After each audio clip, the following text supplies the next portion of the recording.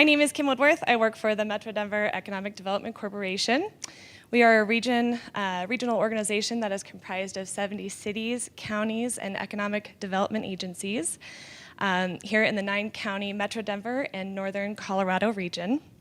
We are primarily focused on transit, tax reform, our new and existing business base, national marketing, Denver International Airport and its international flights, and special opportunities that may arise that act in the region's best interest.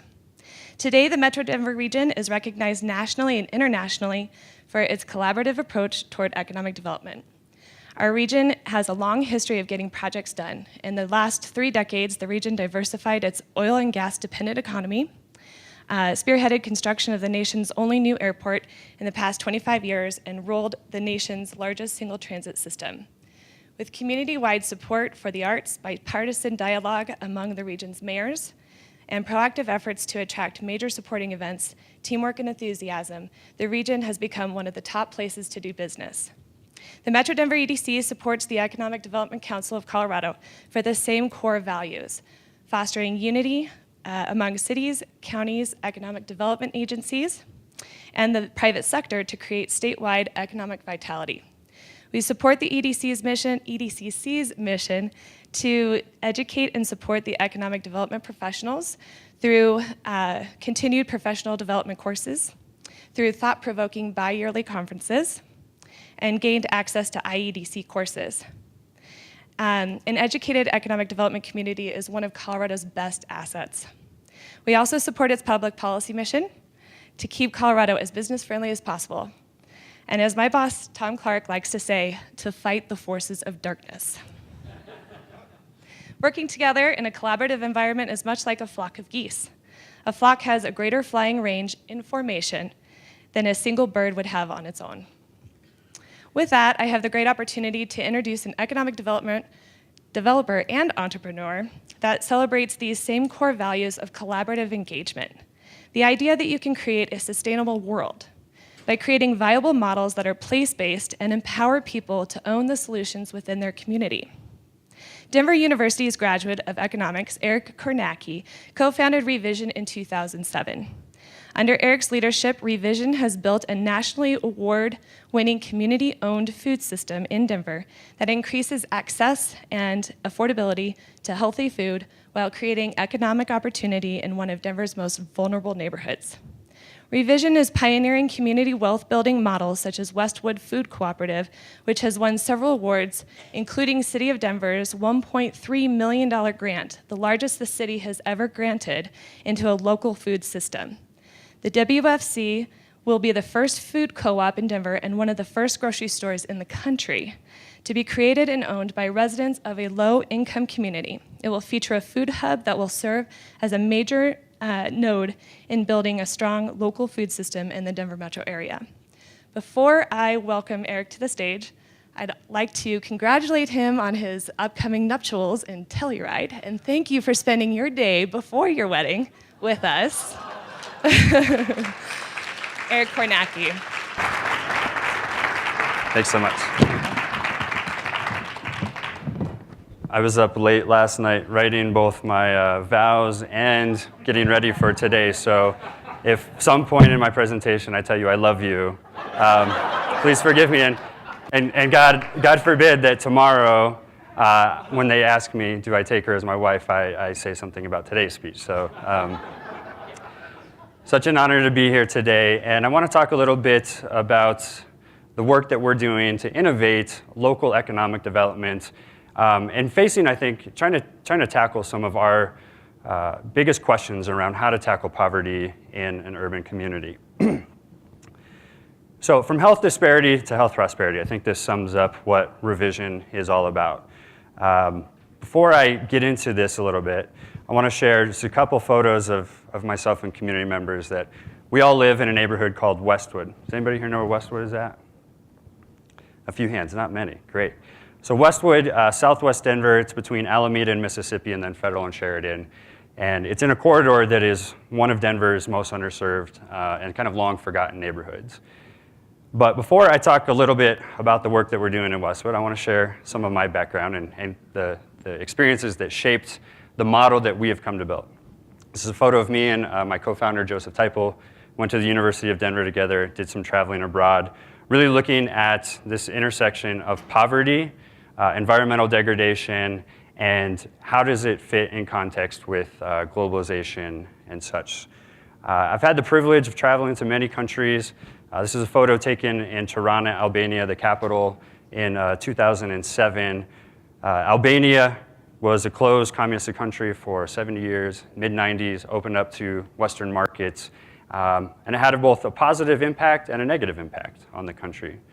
The positive is that it stimulated the economy, and it created a lot more choice and more democratic options and new structures and infrastructures for the country. On the downside is that it displaced a lot of the traditional systems that people were dependent upon.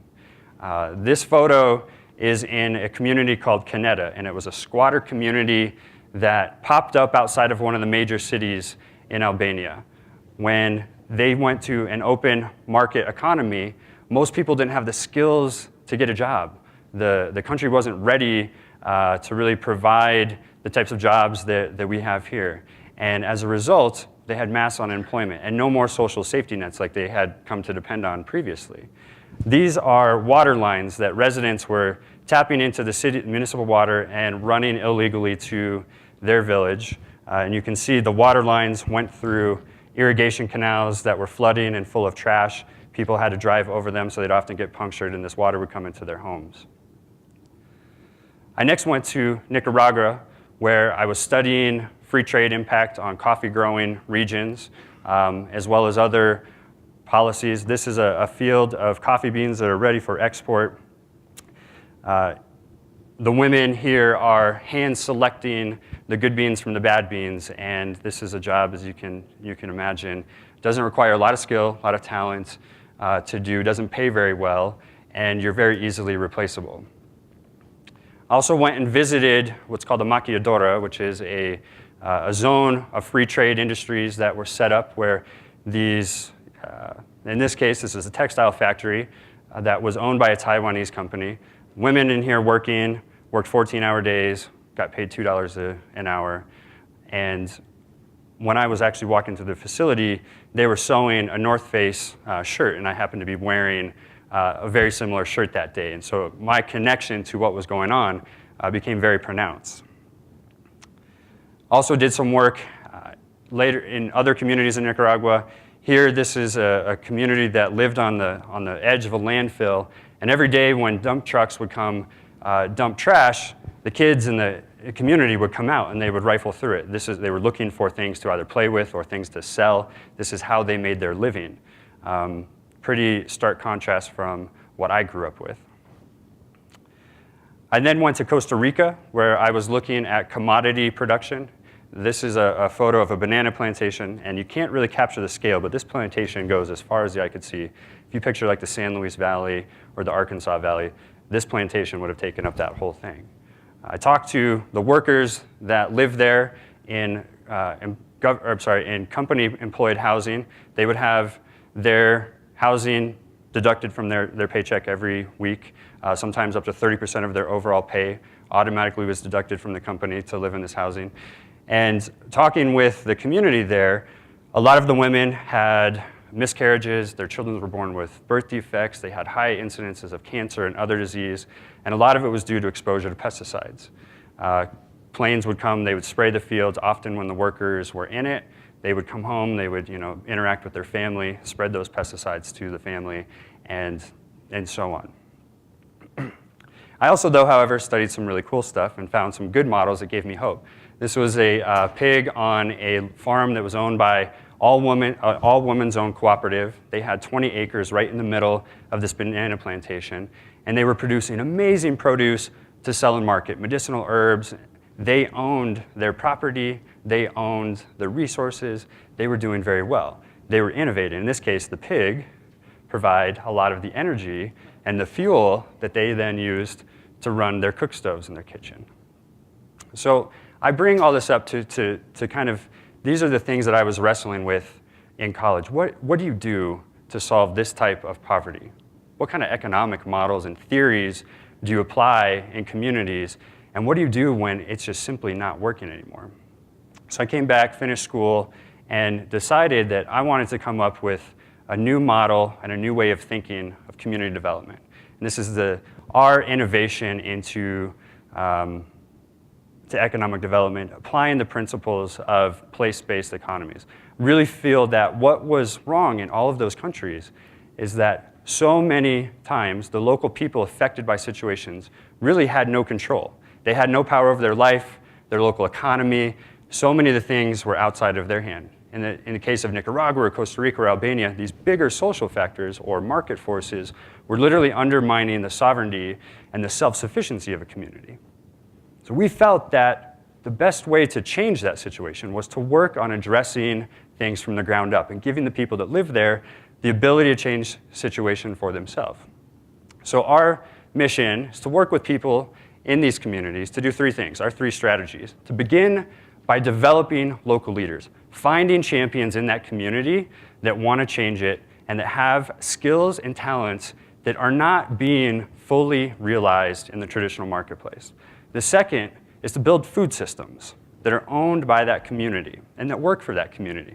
And I think this is really important because we take for granted that our entire civilization and society is built upon agriculture. Without agriculture at the base, or without owning it and controlling it, you really don't have a self-sufficient and sustainable community.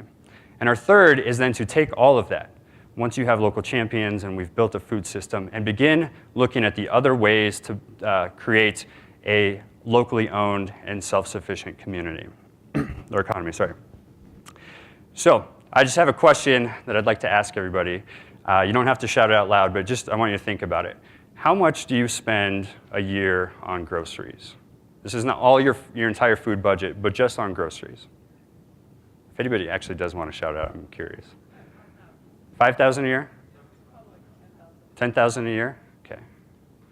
Well, where Janet and Julian, children of Westwood, live, the average household spends $3,500 a year on groceries. 80% of the households in this neighborhood have five to seven people, 5 on average. So if you do the math, it comes out to about $10 a day per household and about $2 a day per person within that household for groceries. So when I came back from my travels abroad, I really began to look at what can we do locally to solve poverty. You don't have to go to Nicaragua to find that a community has these types of health rates where kids that are born there will live 12 years less than an average community, or that they're twice as likely to be obese, or 67% of the total residents have at risk of being obese.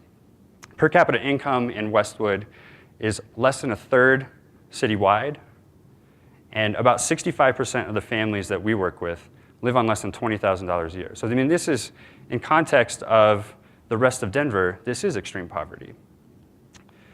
So Revision decided to do something about it here locally. We began hiring women from the neighborhood and training them as promotoras, essentially health promoters that were employed to work with their neighbors, to come up with solutions, and to teach and support them on how to change their community. So promotoras began teaching families how to grow food right in their own yard using resources they already have. We would provide additional resources that they might not be able to access: plant, seed, irrigation, compost. Promotoras began developing into a very reputable job in the community. They were seen by other women as, this is the type of work I want to do. These women are employed, they're paid well, they are respected leaders of the community, and this model is really the basis of the success that we've had. So as promotoras began teaching families to grow food in their yards, demand took off. People started telling other families. We had a waiting list that kept growing every single year. And to put this in context, we started in 2009 with 7 families. They started telling other families, and more families joined. And you can see the growth, organic growth. We now have over 400 families in this community and beyond growing food to feed their family. This is the largest food access program in the entire country, right here in Southwest Denver. But it still wasn't enough. The community doesn't have a grocery store. Many of the people that you saw living in poverty can't travel or they can't afford to buy healthy food. So we knew that we needed to do something more. This is a picture of one of the last full-service grocery stores that was open in Westwood. It closed in the late 90s. Here, so we started asking people where they were shopping, getting data on how far people were traveling, how much they were spending, what they were buying, and we found a couple hot spots. This is a Walmart here, and this is an Avanza down here. Right here in the middle, you can see nobody's shopping. There really is no option to buy any food there. So we started looking at our primary trade areas, like where were people traveling, and within this green kind of squiggly thing, that represents a 3-minute drive distance from our office. The red represents a 5-minute, and then the blue is up to a 15-minute. Within that, or 10 minutes, sorry, within that green trade area, we found that, families were spending there's over 6,000 households that spend over $16.5 million a year on groceries. And again, it's not a lot per household, but as a community, it's quite a bit. Given that there are no grocery stores in that area, over $13 million is going elsewhere, primarily into that blue retail trade area. Within the red trade area, over $50 million on groceries is also leaving that area. So we know that there's a huge market opportunity and market failure here, right? There's economic leakage that's enough to capture and start a store. So the community, once we showed this to them, they got really riled up and like, we got to do something about it. A store really needs to come into this area. And we started exploring options. On one hand, we could try to get a Sprouts or a King Soopers or anybody else to move into the area. But, I mean, there's a reason they haven't done so already. Even though I see this as an opportunity, it probably still doesn't meet their threshold of density or enough disposable income to justify the capital expense. So in many communities, they have to use tax breaks and other tax incentives or financing mechanisms to bring that grocery store in. Our community decided they didn't want to do that. They did not want to just have a store in the neighborhood that maybe employed them, maybe didn't. They wanted to have a store that they owned and that they controlled and that they benefited from financially. So we started looking around at what business models exist that would allow us to do that. And we settled on the cooperative business model. Co-ops, we don't have a lot of them in Colorado, but if you're from the Midwest or the Northeast or Northwest, you might have shopped at a local co-op, either grocery or gas or something like that. And it's simply a business model that allows the people to use a good and service that they own it. They have to put in the capital and the equity to capitalize the business, but in return, they have voting rights. They receive a portion of the profits at the end of the year. And so with a small group of people in the neighborhood, we decided to incorporate a for-profit business called the Westwood Food Cooperative. Now, in addition to just having a store, the community wants a place where they can sell food from their yard, which I think is a really beautiful model of community ownership. You have a garden, you're feeding your family, and you're taking that surplus then, and you're selling it to your neighbors through a grocery store that you own. And better yet, not all, but the majority of the products that are processed and made in the store are also going to be made from this community. There's incredible knowledge within this community around recipes that are culturally relevant, that are traditional, and it's something that we want to see this store provide the opportunity for. So they are able to sell produce from the community through it. So as Kim said in the introduction, last year the city of Denver gave us a $1.3 million grant. We purchased a junkyard. If you've ever driven down Morrison Road, you know that a lot of the properties are auto-based and they're dilapidated or they're storing junk. This property is 2 acres. It had a 12,000 square foot warehouse on it that this is the photo of, as well as a couple other properties along Morrison Road. And we have been working over the past 12 months to strip it down, to clean up the property. We hauled off over 500,000 tons of junk to the landfill and to the recycling center. 500,000 tons of stuff that was left here. And this is after relocating the tenants that were on the property. But this is what exists in our neighborhood, right? I mean, this is what you work with. We don't have the resources to go elsewhere. I mean, this is the nature of it. So driving down Morrison Road, you might see this mural with the sign. This will be the future site. I'll talk just real quick about it. So the phase 1 construction, which we're beginning in November, is going to be opening a 2,500 square foot grocery store with a 1,000 square foot commercial kitchen so the community can process products. We're then going to be scaling into a future phase of new construction that will be about a 12,000 square foot grocery store, along with a 10,000 square foot greenhouse. We're really trying to scale into the site as it is fairly large and construction is expensive. But in addition to just benefiting this community, the Westwood Food Co-op is uniquely positioned to build a strong regional economy based on food. We're already working with local producers around the state of Colorado and offering them ownership opportunities to buy into the business model. The Westwood Food Co-op is also working to support emerging grocery stores and corner stores in Northeast Park Hill, Sun Valley, West Colfax, and Elyria-Swansea. These are some of Denver's most underserved communities as well. So why is this important? This is an innovative model. We are taking elements, yes, of co-ops and other things that have been done around the country, but at the end of the day, it is a place-based model that is owned by this community. The people that benefit the most, that need the store the most, are the owners. They receive the profits. They elect their board of directors. It's that idea of local control, local ownership, and really cultivating a sense of community that didn't exist before. We also believe this is a scalable solution. There's over 23.5 million Americans that live in food deserts around the country. USDA has defined 6,500 communities that have little access and/or affordability to healthy food. We believe this model can be repeated in those communities as it is place-based. It is allowing the people there to use a framework to start and own something together. Potential economic impact, I'm running a little short on time. With the next 3 years, we're projecting 2.5 million annual in sales. That's about 20% of that economic leakage that I talked about. Our phase 2 construction will support about 30 jobs. That's through the greenhouse and a farm on site and some other things. And by the time we open the doors on the store next year, we're projecting that we're going to have 1,000 households as owners within the community. And as this idea of community ownership has really grown over the past 6 years, the community now sees that they can own their grocery store. It's really exciting. They're starting to talk about other things that they want to own as well. Gentrification, as you know, is a huge deal. In a community like this, rising real estate costs have started to put pressure on families in this neighborhood, where many of them are no longer can afford to pay doubling of rent in some cases, or even the increased property taxes.